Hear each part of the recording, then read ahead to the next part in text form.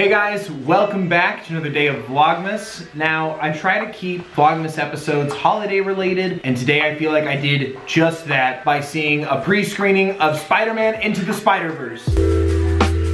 Alright, as of right now, Spider-Man Into the Spiderverse has an 8.5 on IMDb, 83 on Metacritic, and 100% on Rotten Tomatoes. Not high enough. Okay, so I'm not gonna give anything away, I'm just here to give my general thoughts. Oh man, okay. Those of you who don't read a lot of the comics, Spider-Man's story has been done countless times in so many different ways, and not always is Spider-Man Peter Parker. In some instances, he's Gwen Stacy, or he's other characters. There's even a storyline where it's like Spider-Man Freaky Friday and he swaps bodies with Doc Ock, who then, by having his body, gains his spider power. There's even the zombie Spider-Man who swings around on his veins. It's disgusting. So Into the Spider-Verse is a story where it compiles at least 7 different Spider-Mans, at least 7 different spider beings. And it's an animated film that just takes the page and has it move constantly. It was absolutely breathtaking. Both the animation itself, the story, the dialogue, the jokes, the drama, the emotions that have just pulled out of me. And on top of everything else, full of goodies. Even if you just watch the movies, even if you just watch one of the series of Spider-Man movies, goodies for people who've read the comics, who've watched the shows, who played the video games. Spider-Man Easter eggs, 4 days. They even referenced the PS4 game that came out like, what, 2 months ago? It was so satisfying in every facet. Biggest thing I have to take away from this, I love being wrong. When I first heard of this, I went, ugh,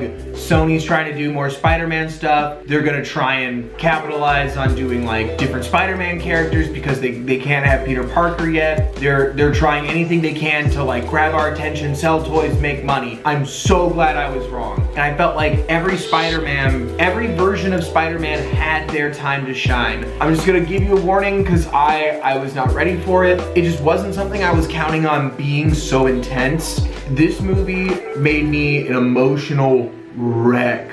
Even just seeing Spider-Man and Spider-Gwen and Miles Morales and Spider-Ham, I've read those stories. I know those characters. I haven't felt this just elated since I saw the first Spider-Man movie with Tobey Maguire when I was a little kid. I watched that movie so many times. I loved that movie. I loved seeing Spider-Man real. And then I got to see so many other characters be real and interact with each other and just see them all be buddies. I'm gonna be okay. So I do want to say that the Stan Lee cameo in this is absolutely beautiful and absolutely devastating. It's so well done. It lifted, broke, and then put my heart back together all in one moment. They even have a dedication at the end to Stan and Steve, just thanking them for what they've contributed to our lives and what they contributed to culture. So well done. I'm not here to give things away, but how they justify this insane story, the only words I can use to describe this is confident, intelligent, and knowledgeable on its source material. Like, this movie oozes just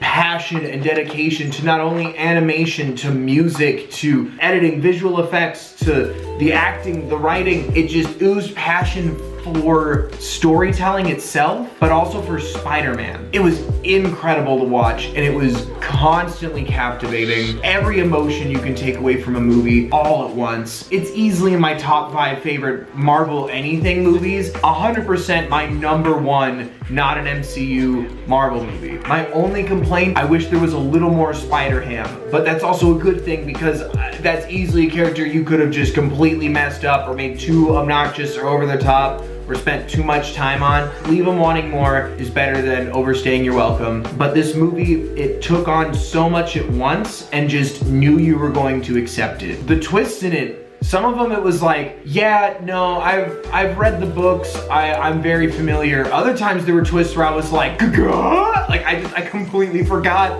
that was even a thing.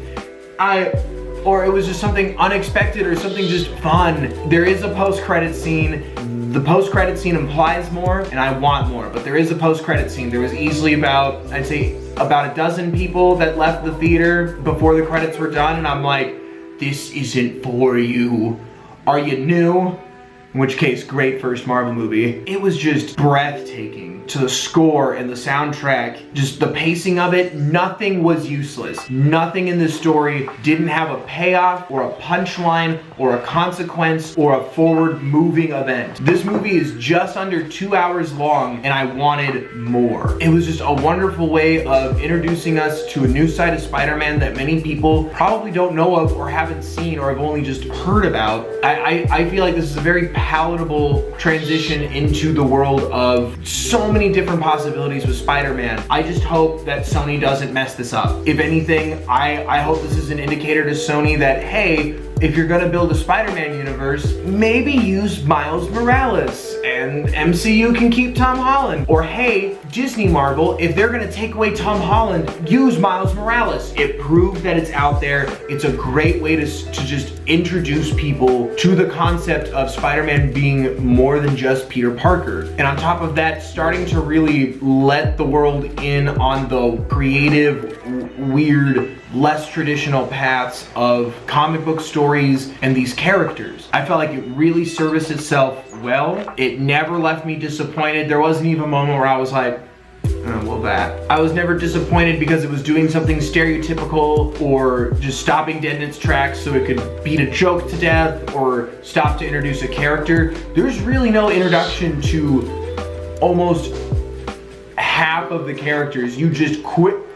That's his mom. That's the Kingpin.